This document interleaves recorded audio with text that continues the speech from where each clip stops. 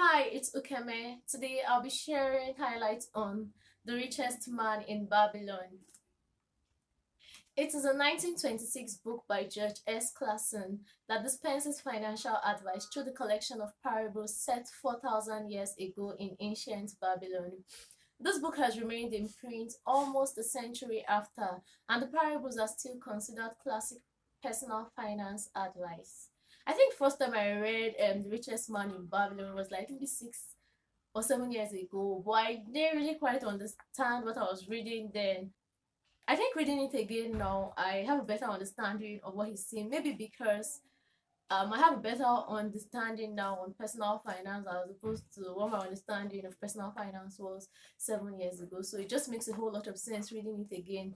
And I actually read this book with my friend in Lagos, Nigeria, Rita. I'll just put her YouTube channel here on the screen and in the description. So after watching this video, you can go over to her channel and watch what she has to say about the book. She really put a lot of effort into making her highlights on the book, and I'm sure you'd enjoy her channel and also subscribe to her channel as well. Okay, so the highlights I'm sharing is the 7 cures for a lean purse. And a lean purse is basically an empty wallet.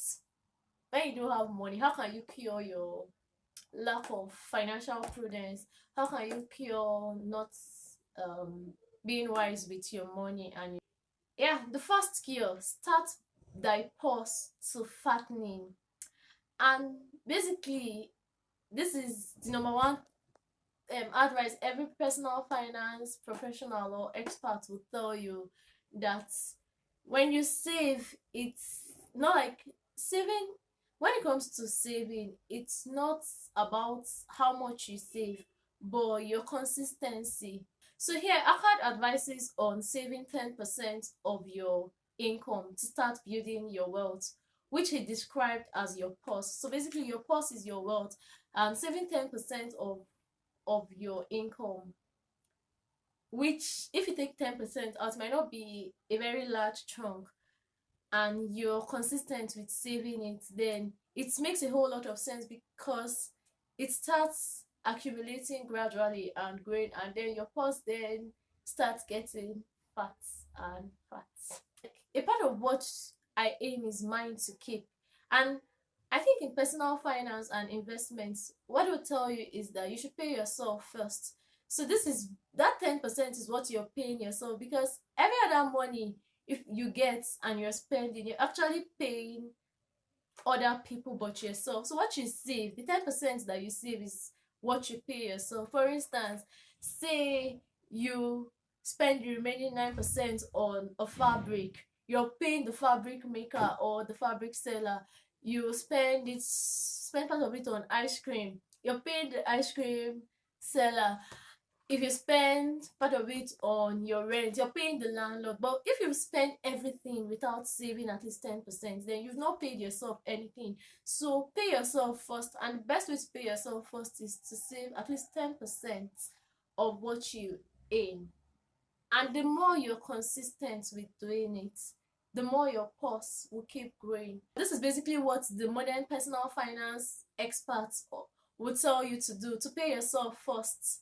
So by keeping the 10% consistently on all your earnings, your purse will gradually keep growing.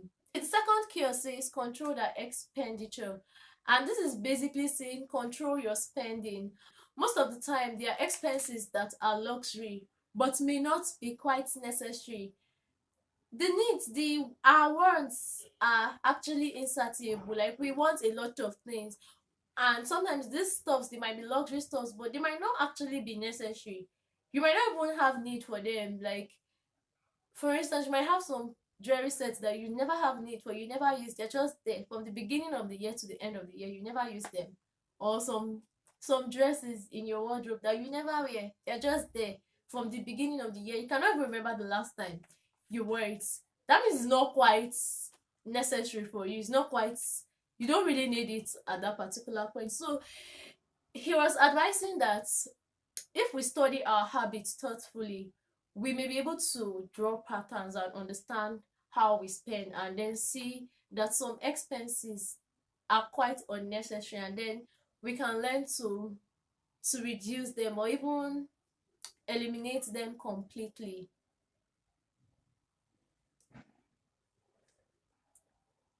Because the reality is, most times what we want, our desires are so insatiable. We might see something today and we just like it. We might see something that we don't even need, but on impulse we'll purchase them. So my highlights here was where he said, study thoughtfully the accustomed habits of living.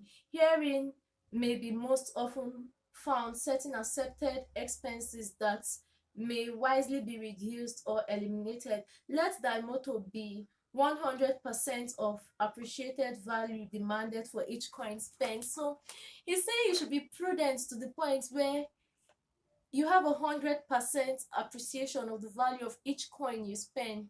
Like everything you spend, every naira, every kobo, like every dollar you spend, you should have like an appreciated value, more like having a reason behind spending them. I don't know.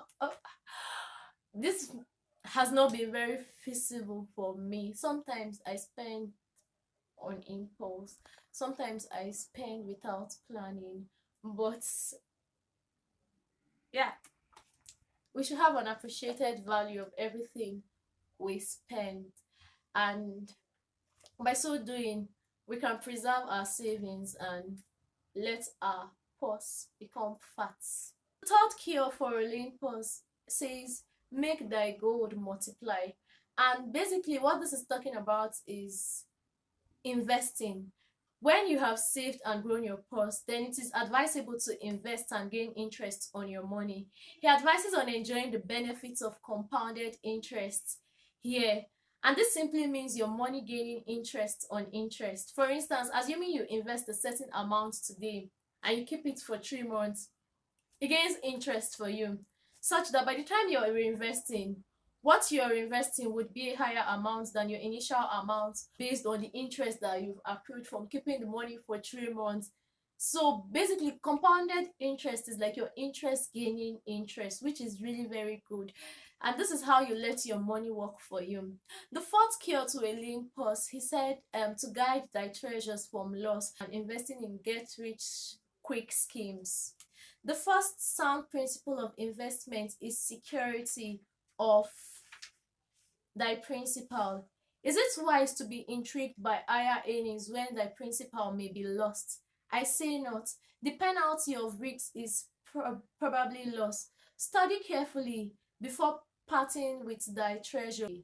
There are a whole lot of, I think even today, a whole lot of get rich quick scheme, Ponzi scheme. I can remember like maybe 4 or 5 years ago, there was just one popular Ponzi scheme, I think in Nigeria, MMM, where people lost a whole lot of money from investing their hard-earned savings in Ponzi schemes, and there are a whole lot of get-rich quick schemes where they tell you that you gain so much interest, and at the end of the day you put your funds in there and you end up losing it. So when he was advising to guard your treasures, don't be too quick to cast your savings, your capital, your hard-earned money away when there are high probabilities of loss. And this has nothing to do with your risk appetite. Even if you have a very high risk appetite, it pays to still carry out some due diligence, to still check and be sure that what you're investing on is secure. Carry out your due diligence by checking the background info on the company that's even promising you large returns. And one of the ways you can do this, which most people don't know, is to just check the SEC website of your country. That's, I think, the Securities and Exchange Commission.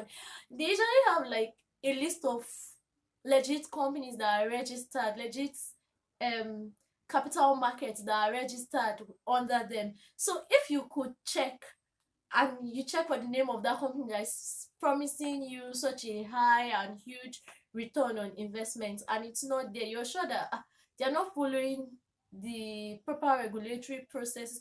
And then when it comes to guiding your treasures from loss, another thing to care about is personal loans which you give to family and friends. And this is one of the ways you could lose money, especially if they become bad debts, I mean debts that may never be repaid. And so Akkad advises here that before thou loan it to any man, assure thyself of his ability to repay and his reputation for doing so. This is what banks do today. Like if they are giving out loans to individuals, to corporate organizations, they ensure that they don't lose the money by checking, doing some credit analysis, and ensuring that okay, with these clients that were borrowing this money, he has the ability to pay. That's why sometimes they'll ask for collaterals, so that in an event where the person is unable to pay, then they can sell off that collateral and regain their money. So the fifth cure to a lean purse, he said, to make of thy dwelling a profitable investment. Akkad advises buying as opposed to renting your principal place of residence and using your residence to establish a business. Then the sixth cure for Olympus is to ensure a future income. Akkad advises on having a pension and a future retirement income here. The life of every man proceeded from his childhood to his old age. This is the path of life, and no man may deviate from it unless the gods call him prematurely to the world beyond. Therefore do I say that it behooves a man to make preparation for his suitable income in the days to come, when he is no longer young, and to make preparation for his family should he be no longer with them to comfort and support them. Okay, so the man who, because of his understanding of the laws of wealth, acquires a growing surplus should give thought to those future days.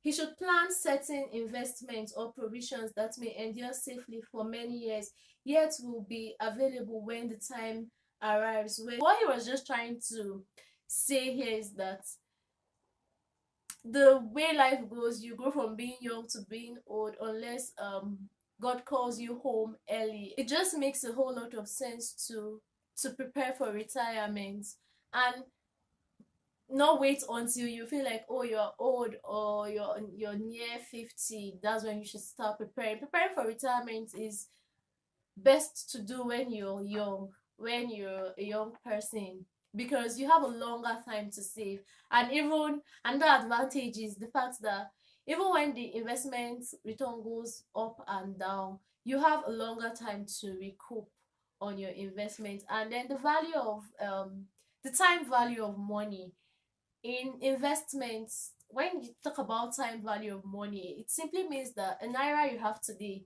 is worth more than a naira you have tomorrow. For instance, if you give me 100,000 naira today and you promise me 100,000 naira by the end of the month, I'll prefer I have 100,000 naira today because of the time value of money. And this is because I could invest the 100,000 naira for 1 month and gain a return on that investment as and have a higher value. And then my 100,000 naira might be higher by some interest rates, as opposed to giving me the 100,000 naira by the end of the month or by the end of the year.